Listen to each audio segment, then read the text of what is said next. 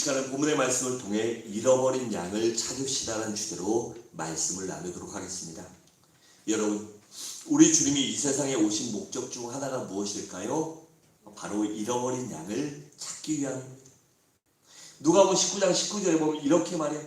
인자가 온 것은 잃어버린 자를 찾아 구원하려 함이라고 했습니다. 첫째로, 그렇다면 누가 잃어버린 양일까요? 잃어버린 양은 크게 두 가지 부류가 있어요. 먼저는 우리 밖에 있는 잃어버린 양이 있어요. 당연하죠. 우리 밖에 있으니까 잃어버린 거죠.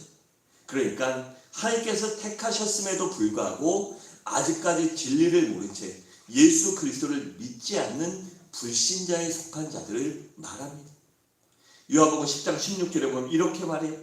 또 우리에 들지 아니한 다른 양들이 내게 있어 내가 인도하여 할 터이니 그들도 내 음성을 듣고 한 무리가 되어 한 목자에게 있으리라 라고 했습니다. 여러분, 전도가 무엇일까요?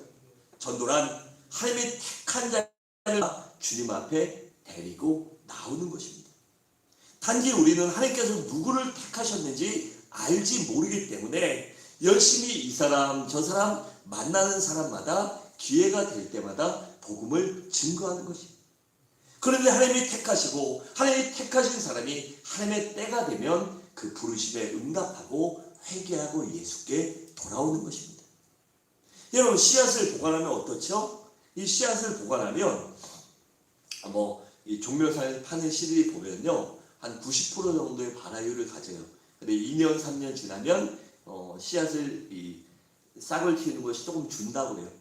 그런데 그것들을 어떻게 구분할 수 있죠? 2년 됐다고 3년 됐다고 다 버리면 쓰나요? 다 버리면 그 중에 싹 피우는 것도 있는데 다 생명을 죽이는 거예요. 그런데 그걸 어떻게 해야죠? 심어봐야 합니다. 그 씨앗을 심어보면 그것에 생명이 있는 것은 싹이 나고 자라게 되고 생명이 없는 것들은 썩어서 흙으로 돌아가는 것입니다. 요한복음 6장 44절에 보면 나를 보내신 아버지께서 이끌지 아니하시면 아무도 내게 올 수 없느니라 라고 했습니다. 이처럼 하나님이 인도하지 않고 하나님이 택하지 않으면 아무도 예수 그리스도께 즉 구원받지 못한다는 것이에요. 또 사도행전 13장 48절에 보면 영생을 주시기로 작정된 자는 다 믿더라고 했습니다. 즉 하나님이 구원하시기로 작정한 자는 어떤 일이 있어도 그때가 되면 반드시 믿게 된다는 것입니다. 또 로마서 8장 29절과 30절을 함께 읽도록 하겠습니다. 시작. 하나님이 진리하신 자들을 또한 그 아들의 형상을 본받게 하기 위하여 미리 정하셨으니 이는 그로 많은 자 중에서 받아들이게 되게 하여 또 미리 정하신 그들을 또한 부르시고 부르신 그들을 또한 의롭다 하시고 의롭다 하신 그들을 또한 영화롭게 하셨느니라. 아멘. 이렇게 하나님이 택하신 자는 반드시 구원하시는 것입니다. 그리고 또한 이 양 중에는 우리 안에 잃어버린 양도 있습니다. 이 우리 안에도 잃어버린 양이 있어요. 좀 의아하게 생각하실지 모르겠는데 그것은 분명히 예수 그리스도를 믿고 구원받고 구원의 확신도 있음에도 불구하고 삶에 불어닥친 환난과 시험을 이기지 못하고 이 교회를 하나님의 집을 떠난 사람을 의미합니다. 하나님의 집을 떠나 세상으로 간 사람들을 말해요. 그러니까 믿다가 도중에 조금 심한 표현일지 모르지만 믿다가 도중에 타락한 사람들을 의미합니다. 여러분, 여기서 우리란 무엇을 말할까요? 이 우리가 아니라 우리 교회가 아니라 이 양의 우리를 말하는 거예요. 이 우리란 바로 교회를 의미합니다. 그러니까 우리를 떠났다, 하나님의 집을 떠났다, 즉 교회를 떠난다는 것입니다. 왜죠? 교회가 누구의 집이죠? 하나님 아버지의 집이기 때문입니다. 하나님 아버지의 집을 떠났다, 그 집을 뛰쳐나갔다는 것은 영적으로 보면 영적으로 가출한 것이에요. 그리고 또한 영적으로 타락한 것을 의미합니다. 누가복음 15장에 보면 누구의 비유가 나오죠? 탕자의 비유가 나옵니다. 이 잃어버린 아들의 비유가 나오는데 둘째 아들이 아버지와 집을 떠나 멀리 외국에 가요. 그러나 결국은 탕자가 되고 모든 것을 잃어버리고 어렵고 힘들게 살다 아버지의 집을 돌아오게 되죠. 여러분, 그러니까 아버지의 집, 즉 교회를 떠나면 영적인 방황이 시작되고 타락이 시작되어 잃어버린 양이 된다는 것입니다. 디모데전서 3장 15절에 보면 이렇게 말해요. 사도 바울이 교회를 가리켜 이 집은 살아계신 하나님의 교회요 진리의 기둥과 터이라고 했습니다. 즉 교회는 살아계신 하나님의 교회이며 하나님의 집이며 그곳에 진리의 기둥과 터가 있다는 것입니다. 여러분 교회가 바로 진리의 기둥과 터와 지붕이에요. 여러분 교회란 예수 그리스도의 몸이에요. 그리고 우리는 그 몸에 붙어있는 지체들입니다. 그러니까 생명을 가진 유기체들인 것입니다. 그리고 생명의 공동체예요. 단순한 조직이 아니라 생명의 관계라는 것입니다. 여러분 그런데 예수님의 몸인 이 교회에 붙어있는 우리예요. 제가 만약에 손가락인데 이 손가락이 몸에서 떨어지면 어떻게 되죠? 어떻게 돼요? 죽는 거죠. 죽는 거. 제가 군대에 있을 때 손가락 여기를 이 드럼통 폐유 받다가 한 400에서 500kg짜리 드럼통에 이 포대 친구가 놔버리는 바람에 놓으면은 그 밑에 있는 사람들 다 발 딱 끊어지거든요. 그래서 잡다가 제 손가락에 여기에 껴가지고 여기가 이만큼을 다 꼬맸어요. 신경도 끊어지고 뼈도 좀 부서지고 이래서 달랑달랑해 보이게 했는데 얼마나 아픈지 몰라요. 근데 만약에 이것이 그때 끊어졌다면 이러고 살았겠죠. 이러고. 그 붙여도 재구실 못해서 그때 뭐 이걸 붙였는데 제가 그 전에 타수가요. 예전에 여러분 주일에 혹시 그 90년대 중반에 강호동 씨나 뭐 이런 사람들이나 주일에 무궁화 꽃이 피었습니다 했고 애국가 사절지면 장학금 주고 이런 거 주일 오전에 했던 프로그램 아세요 혹시? 너무 신앙생활 열심히 해서 못 보셨나? 주일에 학교를 다니면서 학생들에게 그 애국가 사절 아니면 그것을 어떤 제시하는 거를 뭐 2분, 3분, 4분 안에 치면 이 장학금을 주는 프로가 있었어요. 근데 제 군수과 개원들은요 다 그거 치고요. 야 커피 타워 딱 치면은 커피 타오면 딱 커피 한 잔 마시고 이 커피 믹스 커피 한 잔 다 마시면 그때 이제 화면에 컴퓨터가 안 좋으니까 옛날에 다 치고 야 커피 타워 이러면 커피 한 잔 쭉 들이키고 나면 이제 그리고 나면 자판이 따라라라라라 화면이 나와요. 그거 다 마시고 컵 내려놔도 자판에 화면이 이렇게 뜰 정도. 한 800타, 900타, 뭐 잘 나오는 애들은 1000타까지 나오고 이랬어요. 근데 다치고 나니까 어때? 뭐 다치고 나니까 300타도 못 쳐 이게. 한 200타 넘기도 되게 힘들어요. 다치고 나더니. 여러분 그래서 이게 끊어지고 다치면 안 좋은 것입니다. 그런데 다쳐도 이러고 이 상처가 있어도 그런데 아예 끊어져 버리면 어떻게 되죠? 썩어서 죽게 되는 것입니다. 여러분 비바람이 몰아치면 집에 들어와 피해야 합니다. 여러분 태풍 불고 강풍 부는데 밖에 우산 들고 쏟아있는 애들은 뭐라고 그러죠? 철딱선이 없는 애들이라고. 철부지 애들은 아무것도 모르고 친구 좋고 그냥 태풍이나 이게 얼마나 무서운지 모르는 애들은 막 비 맞고 돌아다녀요. 근데 그러다 감기 걸리고 그러다가 사고 나고 어려움을 당하지. 그럴 때는 내 집에 와서 비바람을 피해야 합니다. 이처럼 우리가 세상을 살다가 문제를 만나고 어려움을 당연히 만납니다.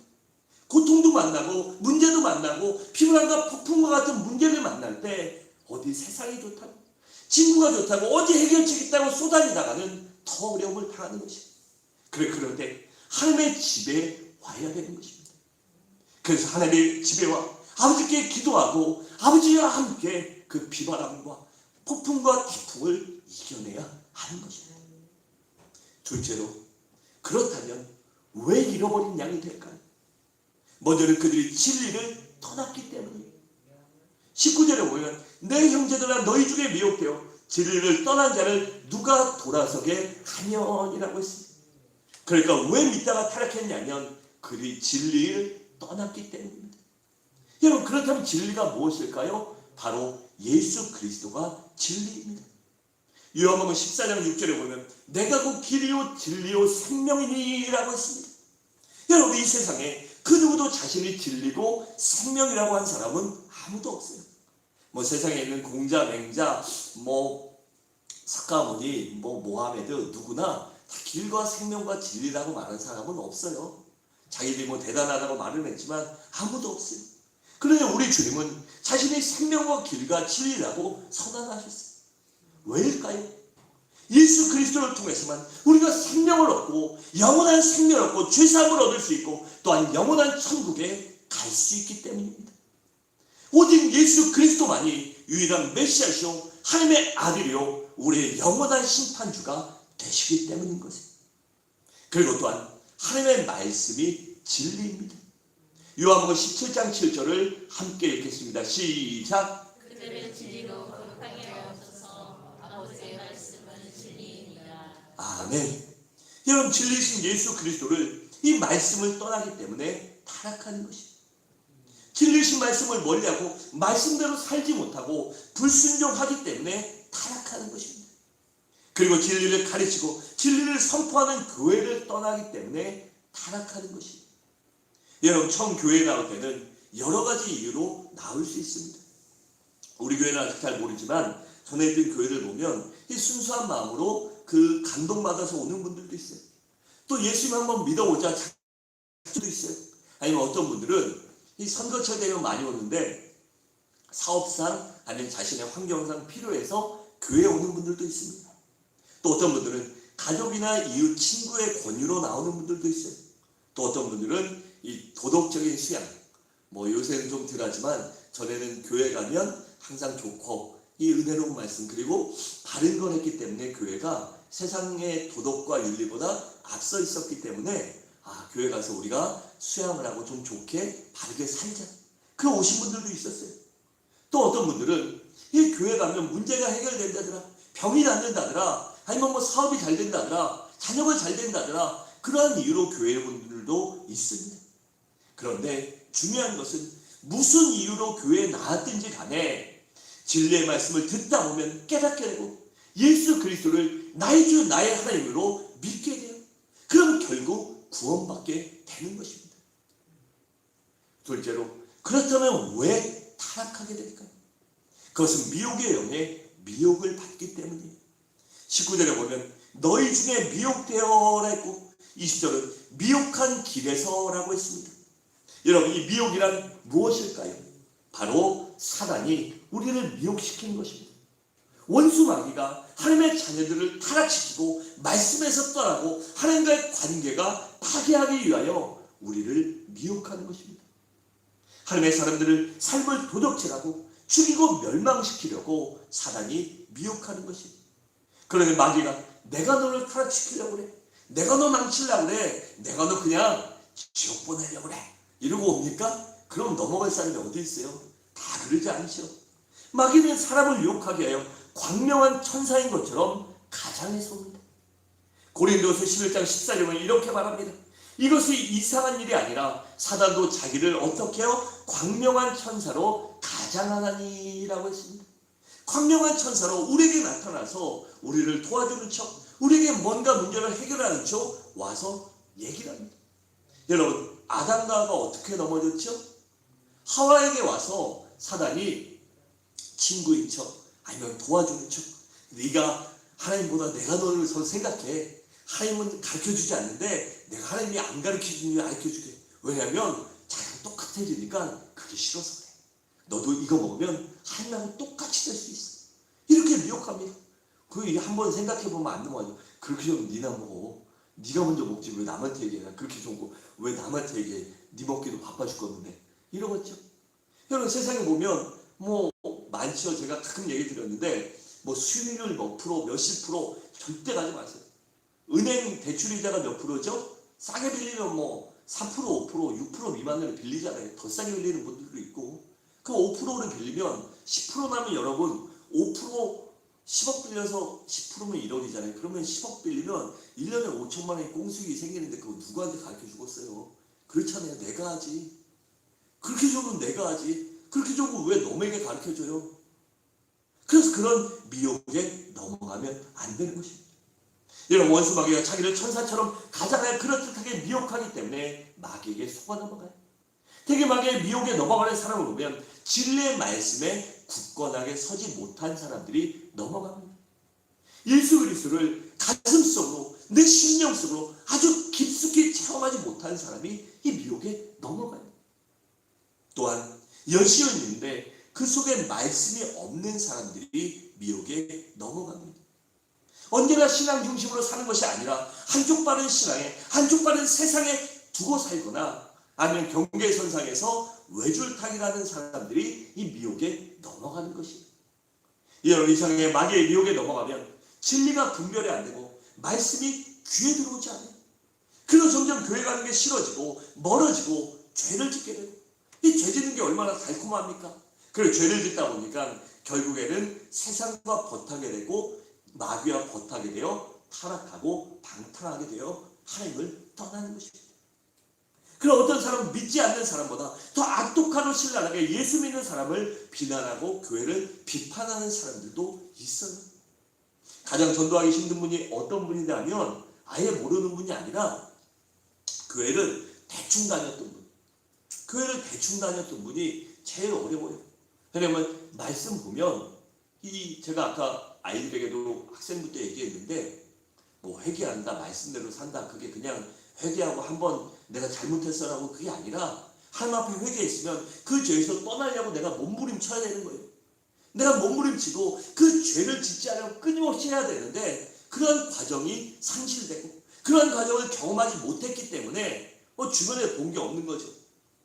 자기가 신앙생활할 때 내 가족이나 우리 교회 선진들이, 이 교회의 교우들이 그런 모습을 보지 못했고 아니면 능력을 보지 않았고 자기가 그런 경험이 없기 때문에 그런 것들을 더 비판하고 악독하게 악랄하게 교회를 비판합니다.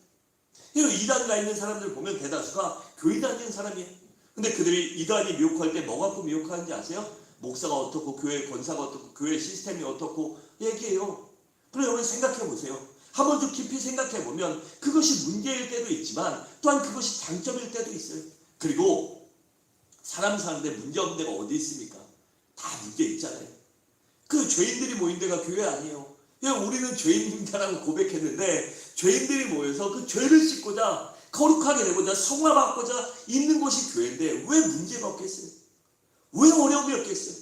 그런데 그것들 가운데 우리가 열심히 훈련받고 열심히 기도하고 열심히 말씀 듣고 내가 열심히 노력함으로 내 신앙이 자라나고 그렇게 훈련되는 사람이 많아갈 때 아름다운 교회가 되는데 그런 노력을 하지 않은 채 그냥 보여지는 현상만 보고 그거 보고 얘기하면 어려워지는 거예요. 제가 될 수 있으면 이 정장이나 아니면 이런 옷을 많이 입어요. 왜냐하면 목회자니까 어디 가서 누굴 만나도 이 신분을 알아야 되잖아요. 제가 맨날 반바지에 슬리퍼 질질 끌고 다닌다고 그러면 어디 가서 목사라고 그러면 별로 좋아하지 않잖아요. 예전에 어떤 교회에서 그런 소리 들은 적도 있어요. 반바지 입고 마트 갔다가 그 불편하시는 성도님들이 있더라고요. 전도사 때. 전도사 때 한여름에 더우니까 반바지에 이제 티셔츠 입고 마트에 갔는데 그걸 이제 어떻게 목회자가 그러고 다니냐 불편해하시는 분이 있어요. 그래서 그 뒤로 제가 될 수 있으면 그러지 말아야겠다. 그래서 정 더울 때는 그 반바지도 좀 이렇게 차려입으려고 그래요. 왜냐하면 좀 깔끔하게 입고 반바지라도 반바지처럼 안 보이고 보통 때 이렇게 그래 잠바떼기 뭐 이런 게 좀 거의 없어요. 옷이 거의 양복. 그리고 맨날 이거 입다 이거 굉장히 편하거든요. 양복 편해요. 청바지보다 편하거든요. 저는. 왜냐면 청바지는 막 달라붙는데 양복은 그러지 않으니까. 하여튼 그래요. 이 말을 왜 드리냐면 제가 그러고 사는데 요새 막 일하고 이러다 보니까 추리닝 입고 있을 때도 있고 아니면 옷이 막 진짜 먼지구덩이가 돼서 뭐 모자 쓰면 막 떡지고 이래갖고 있는데 어떤 분이 교회 왔다가 제가 그러고 잠깐 목양실에 쉬고 있는데 왔다고 생각해 보세요. 목사 교회 갔더니 추리닝 바람에 씻지도 않고 머리 떡져 있고 게을러 터졌더라. 그러니까 그거 하나만 보면 그 상황을 모르면 그 얘기하는 거예요. 그 사람이 봤을 때 그게 사실 아니에요. 사실. 그 사람이 본 거는 제가 목양실에 있는 거 일할 때 봤으면 일한다고 생각하는데 힘드니까 아니면 거기가 있거나 일하다가 뭐 딴 거 챙길 거 있으면 오는 거 아니에요. 근데 목사 추리닝 바람에 뭐 꼬질꼬질 해가지고 그러고 있다 주중에 그 답이 없는 거예요. 그러면 다 보고 아니면 그곳에 들어와서 그것을 어떻게 하면 좀 낫게 할까 이런 노력을 했을 때 그런 얘기를 안 하는 거예요. 제가 우스갯소리 든 거예요. 근데 여러분들 되게 심각하게 받아들이시네요. 절대 그러시면 안 돼요. 절대 그러시면 안 돼요. 문제가 있다면 우리 성도한테 문제 있다면 그거 얘기하고 막 그게 아니라 안 좋은 게 되면 고치기 위해서 기도해야 돼요. 그게 있다면 내가 눈물 뿌려 기도하고 하나님 그 사람 그 안 좋은 걸 고쳐주시라고 기도하면 반드시 하나님이 역사해 주셔요. 그리고 그 사람도 그렇게 잘못하는 이유가 무엇인지 우리가 알아야 돼요. 우린 예수의 피로 맺어진 형제자매 아닙니까? 그런데 그가 아파하는데 어떻게 그게 그냥 얘기거리 되고 우스갯거리 되고 비판할 거리가 되냐는 것이. 여러분, 그렇게 우리가 잘못된 이 진리에 서 있지 않으면 그렇게 실수하고 실족시키고 죽이는 사람으로 되는 것입니다. 셋째로, 그렇다면 어떻게 해야 우리가 잃어버린 양들을 찾아올 수 있을까? 먼저는 내 자신이 성숙한 그리스도인이 되어야 합니다. 여러분, 그래서 진리 위에 굳건히 서서 선악간에 분별할 줄 아는 사람이 되어야 하는 것입니다.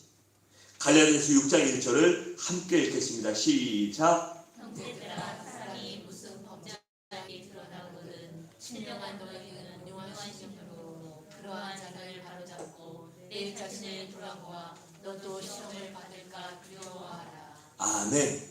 그러니까 어떻게 해요? 형제가 잘못했고 주변에 안 좋은 게 있으면 그것을 보고 얘기하는 게 아니라 나도 그런 일이 되지 않도록, 나도 그런 실수를 하지 않도록 그렇게 내 자신을 돌보고 말씀 안에 있어서 성령님을 의지하여 그런 동일한 실수를 짓지 말라는 것입니다. 그리고 타락한 영혼의 회복과 치유의 눈물로 기도할 줄 알아야 합니다. 주님께서 베드로에게 누가복음 22장 31절에 보면 이렇게 말했어요. 시몬아 시몬아 보라, 사단이 밀가부로 타려고 너희를 청구하였으나 그러나 내가 너희를 위하여, 주님께서 그 제자들을 위하여 내 믿음이, 너희의 믿음이 떨어지지 않기를 위하여 기도하였느니 너는 돌이킨 후에 내 형제를 굳게 하라고 했습니다. 이 베드로와 제자들이 주님이 항상 함께하고 가르쳐줬는데 이것들이 정신을 못 차렸죠. 계속. 그래서 실수하고 죄짓고 그럴 때 예수님이 어떻게 해요? 이 나쁜 놈들아, 아직도 정신 못 차려, 이게 아니라 그들의 영혼을 위해서 기도했다는 것입니다. 주님, 저 철딱서이들 정신 차리게 해주시고 철들게 해주시고 저들이 사단의 시험에 넘어가지 않게 주님 저들의 마음과 삶을 보호해 주십시오. 그렇게 기도했다는 것입니다. 이처럼 우리도 그 이웃의 우리의 지체들의 타락한 영혼들의 회복과 치유를 위해 눈물로 기도해야 하는 것입니다. 또한 사랑으로 권면하고 기다릴 줄 알아야 합니다. 여러분, 누가복음 15장의 탕자를 보세요. 그 아버지가 언제나 그 아들이 돌아올 만을 기다렸습니다. 중요한 내 새끼, 어디 가서 밥 굶고 있지 않고 어디 가서 고생하지 않는지 내가 제대로 못 가르쳐서 내 사랑스러운 아들 얼마나 힘들었어. 잘못되면 안 되는데 혹이나 어디 가서 강도 만나고 한명 굶은 거 아닐까?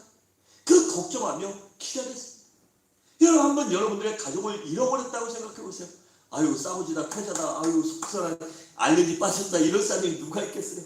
아무리 속생이는 자식, 아무리 속생이는 이 가족이라고 하더라도 찾는 것이 인지상정 아니겠어요? 때로는 전단지도 뿌리고 현수막도 걸고 경찰에 실종 신고도 하고 경찰이 안 찾아주면 가서 싸우기도 하고 뭐 난리를 칠 거 아닙니까? 그래도 안 되면 방송에도 내보내려고 어떻게든지 노력할 것 아닙니까? 여러분, 그렇다면 누가 성숙한 그리스도인일까요? 바로 그것은 교회를 떠나 방황하고 타락한 자들을 돌아오게 하는 자들입니다. 그러면 타락한 자가 돌아오면 어떻게 될까요? 먼저는 그 영혼을 사망에서 구원하는 것입니다. 20절에 보면 그 영혼을 사망에서 구원하며 라고 했어요. 여기서 구원이란 영혼 구원을 말하는 것이 아니라 회복과 치유를 말하는 것입니다. 침례교회 기본교리가 무엇이라고 했죠? 한번 구원받은 자는 절대 구원에서 떨어지지 않는다. 이 탕자처럼 나가서 돌에 칠 수도 있고 말 안 들을 수도 있고 속생일 수도 있고 지들이 속생이고 부모가 가슴에 대못 박는 자식이 될지언정 언젠간 돌아온다는 것이 이 침례교회 교리예요. 그래서 이들이 그 방탕한 탕자에서 아버지께 돌아와서 그의 삶이 치유되고 회복된다는 것입니다. 여러분, 이 탕자가 이 아버지를 떠나 다 사기맞고 한 다음에 이 주염나무 열매라는 걸 먹었는데 그것도 배불리 못 먹었어요. 저 그거 먹어봤거든요. 근데 약간 대추맛 나는데 사람 먹을 거 못 돼요. 그냥 한 번, 두 번 그냥 맛보고 그냥 대충 먹을만 한데 이게 밥대에서 맨날 먹는다 차라리 그냥 굶고 말지 막 그래야 냄새도 나고 맛도 없고 처음 먹으면 대추 같은데 진짜 맛대가리가 없어요. 진짜 맛없어요. 근데 그것도 배불리 못 먹는 신세가 됐어요. 그 부잣집 귀한 아들이 그런 신세로 전락했어요. 그런데 아버지께 돌아오자 어떻게 됐죠? 내가 아버지께 아들이라 칭함받을 수 없으니 아버지의 종이라도 되겠다. 근데 아버지는 그 불효자식, 그 속색인 자식, 그 파렴치한 아들을 아들로 복권시켜주고 그들의 잔치를 배설해주고 씻기고 아들의 옷을 입히고 아들의 권위를 회복시켜 주었습니다. 그러니까 타락한 자가 돌아오면 주님과의 아름다운 관계가 회복된다는 것입니다. 그렇다면 하나님의 사람들은 그렇다면 또한 우리가 그들이 돌아오면 어떻게 될까요? 또한 그의 허다한 모든 죄가 덮어집니다. 20절에 보면 허다한 죄를 덮는 것이라고 했어요. 이 말씀은 타락한 자가 회개하고 돌아오면 주님께서 그의 모든 허물과 모든 죄를 용서하여 주신다는 것입니다. 여러분, 탕자가 아버지께 돌아왔을 때 어떻게 됐어요? 뛰어나는 아들을 껴안고 이 냄새나는 놈, 더러운 놈 한번 씻고 와라 그러고 앉자, 이게 아니라 그 더럽고 이 냄새나는 아들임에도 불구하고 냄새가 나도 아들이니까 아버지가 가서 신도 안 신고 버섯발로 뛰어나가서 양말바람 맨발로 뛰어나가서 그 아들을 껴안고 울고 반갑게 맞아줍니다. 그리고 목욕시키고 새 옷을 입히고 이 손가락에 아들의 가락지를 끼워주고 좋은 신발, 좋은 옷을 입혀주고 그리고 살찐 짐승을 잡아 배불리 먹고 잔치를 배설합니다. 여러분, 율법과 은혜의 차이가 무엇일까요? 율법은 남을 쉽게 정죄하고 판단해. 그래, 율법주의자에게는 피와 눈물과 사랑과 용서가 없습니다. 피눈물도 없이 사랑도 없이 그냥 남의 죄만 정죄하고 넘어가요. 오직 공의만 있기 때문에 공의로우신 하나님이 의롭다, 너 죄짓고 나쁜 놈이야 얘기만 해요. 율법이 그 얘기를 해요. 그래서 자기는 의인이기에 자기 마음에 안 들면 모두 다 죄인 취급합니다.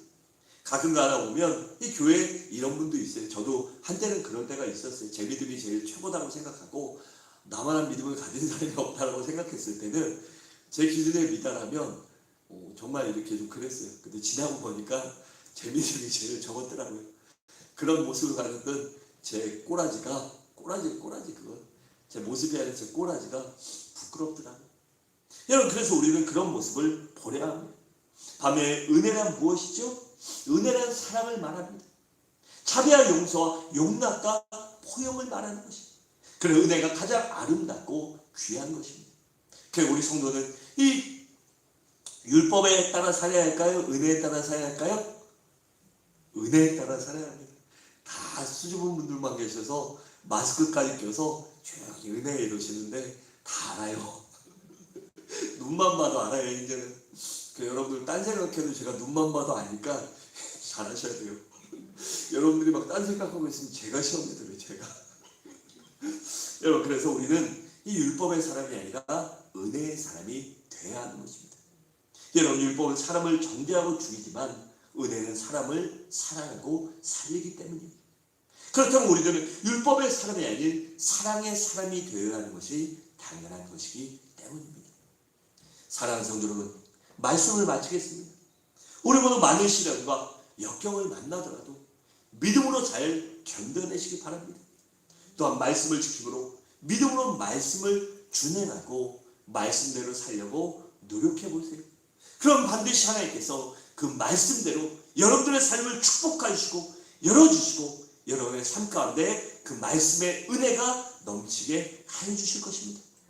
또한 우리가 타락했거나 방황하는 성도들이 있다면 그들을 붙잡아주고 격려하고 그들의 눈물 뿌려 기도함으로 그 모든 잃어버린 양들을 찾아오는 귀한 서주방의 모든 성도님들이 되시기를 주님의 이름으로 간절히 축원합니다.